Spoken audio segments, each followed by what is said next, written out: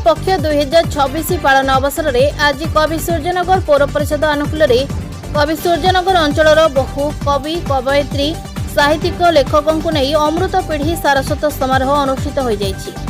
कार्यनिर्वाही अधिकारी कृपासिंधु साई अध्यक्षतार अनुष्ठित समारोह में मुख्य अतिथि भाव मनोरंजन महापात्र जोगदे कवि साहित्यिक मानक पुष्पगुच्छ उत्तर दे स्वागत संबर्धना करथिले। परे परे कविता पाठ करा जायथिला।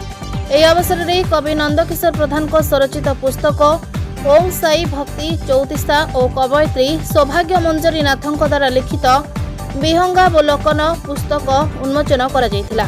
शेष में समस्त कवि साहित्यिक लेखक मानक मानपत्र दे पुरस्कृत करा जायथिला।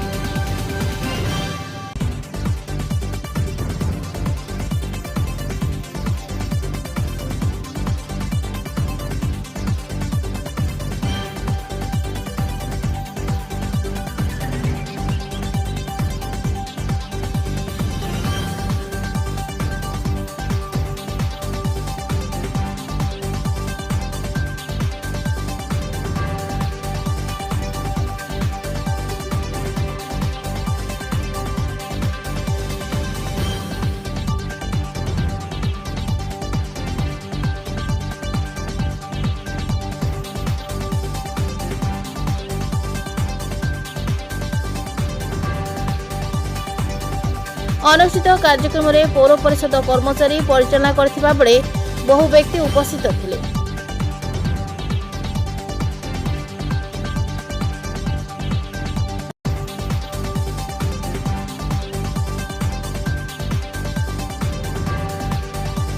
Bureau report JMJ news.